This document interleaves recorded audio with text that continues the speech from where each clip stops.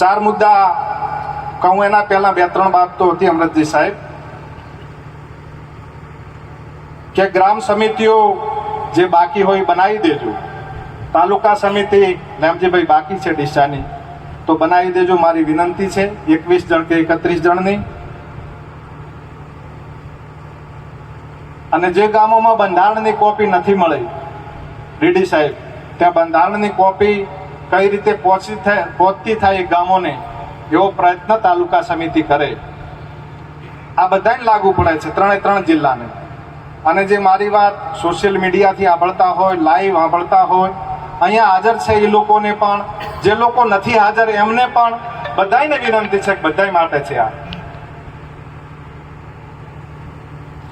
4 બાબતો જે ધ્યાનમાં છે, બનાસકાંઠા, વાવ-થરાદ અને પાટણ જિલ્લા ઠાકોર સમાજના બંધારણને તોડનાર વ્યક્તિઓ, એ 3 વ્યક્તિઓના નામ આદરણીય ધારાસભ્ય શ્રી જાહેર કરશે. આજે કોઈ નિર્ણય કરાયો છે, શું કહો છો સમાજ દ્વારા? કાલની ચર્ચા ચાલુ હતી. પહેલા તો 3 વાગ્યા સુધી રાહ જોઈ છે. 1 વાગ્યાનું કીધું હતું એ લોકોને. આખું મેં એકલા વાટ જોઈ નહીં, પણ આખા ગામના બધા લોકો છે. 4-5 જણાના લોકોને આયોજન કર્યું છે. અડધા ગામની સહમતી લીધી નથી. લગભગ આખું ગામ જ મારા ફેવરમાં છે. શોખ ને ભાઈ, આ જુઓ ખાલી. અને ના, કોઈ જાણ, કોઈને ફોન જ નથી. ના, એ લોકોને આજે કશું પૂછ્યું જ નહીં. તમને કોઈ નિર્ણય અત્યારે જાણ છે? ના, કોઈ ખબર નહીં. 3 વાગ્યા સુધી મેં રાહ જોઈ. મારો પ્રોગ્રામ હતો અમદાવાદની અંદર, પણ આજની મીટિંગ સારું કરીને પ્રોગ્રામ પણ કેન્સલ કરી દીધો છે.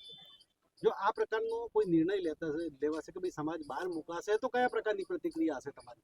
પૂછવામાં આવે ને, કોર્ટે એક વખત કોઈ બી તમને પૂછે છે ને, આ લોકો ડાયરેક્ટ બંધારણ પોતે મરજીની માલિકથી કરી નાખે.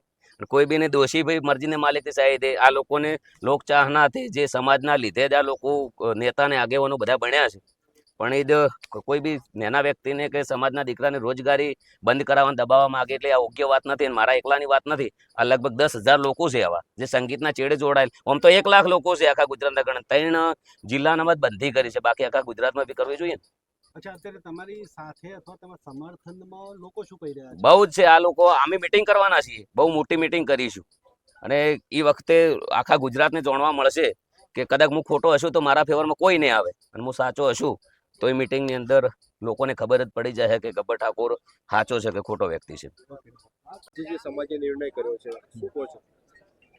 આજનો નિર્ણય જાબડિયા મુકામે ભાઈ શ્રી ગબ્બરભાઈ, એમના ભાઈ અર્જુનભાઈ, એ લોકોએ જે બંધારણને તોડ્યું, જે ડીજેનો નિયમ ઓગળજી મુકામે સમાજ ભેગો થયો ત્યારે ડીજે ન વગાડવું એવો સમાજે નિયમ નક્કી કર્યો હતો, અને એ નિયમને તોડ્યો છે. ત્યારે સમાજ અહીં આક્રોશપૂર્વક ભેગો થયો હતો. એમને 1 વર્ષ માટે સમાજ બહાર મૂક્યા છે. ભવિષ્યમાં સમાજ એનું શું કરવું, એમની ગ્રામ સમિતિ, તાલુકા સમિતિની ભવિષ્યમાં એમની પ્રપોઝલ આવશે, પ્રસ્તાવ આવશે સમાજમાં પાછા આવવાનો, તો જિલ્લા સમિતિ અને સમાજ વિચારી શકશે એના માટે. કેવા પ્રકારના એમને નિયમો તોડ્યા છે, અને જે સમાજ બહાર કાઢ્યા છે, તેમના સાથે અન્ય કોઈ સમાજના લોકો, યાની કે તમારા સમાજના લોકો વ્યવહાર કરશે તો તેમના સામે કેવું થાય? એમણે જે નિયમો તોડ્યા છે, ખાસ કરીને ડીજેનો નિયમ, વરઘોડોના કાઢવો, આ નિયમ મુખ્ય નિયમો છે. અને નિયમો તોડ્યા છે, તમે લાઈવ જોયો છે. આજે સમાજમાં કેટલો આક્રોશ હતો. સમગ્ર જિલ્લામાંથી આખે સમાજના જવાબદાર આગેવાનો, યુવાનો અહીંયા આવ્યા છે. અને મને ભરોસો છે કે આ નિયમ હવે સમાજમાં સારી રીતે પળાશે. આ એક ટ્રાય થઈ ગયો. જે વિષય હતો, ક્યાંક ને ક્યાંક ભય હતો સમાજને બંધારણ તૂટવાનો, તૂટ્યા પછી શું થશે, તો સમાજનું કેવું રિએક્શન રહેશે, આ રિએક્શનનો એક ભાગ હતો. ને આગામી સમયમાં અપેક્ષા રાખું છું કે આવી ભૂલ હવે ભવિષ્યમાં કોઈ નહીં કરે, અને કરશે તો સમાજ એ ભૂલને સુધારવા માટે અને એને સમજાવવા માટે સમાજ તૈયાર છે. સાહેબ, ઠાકોર સમાજ એક છે, તો બંધારણ કેમ 2 છે? બંધારણ 2 ક્યાં છે? બંધારણ એક જ છે. ચોક્કસ એટલું કહી શકું કે 3 જિલ્લા અને 27 તાલુકાનું જે ઠાકોર સમાજનું બંધારણ છે, ઠાકોર સમાજમાં જે પહેલાં બંધારણની પ્રથાઓ હતી, ચલા પ્રથાઓ હતી, ક્યાંક ગોળ પ્રથાઓ હતી, એના જે લોકલ બંધારણો ચાલુ છે, એમાં હું વિનંતી કરું છું, અને સમાજે પણ વિનંતી કરી છે 3 જિલ્લાના ઠાકોર સમાજના આગેવાનોને, કે તમારા ગોળનું સારું બંધારણ હોય એનો અમલ ચાલુ રાખજો, પણ આ મુદ્દાઓ 16 મુદ્દાઓનો ચુસ્ત અમલ કરજો.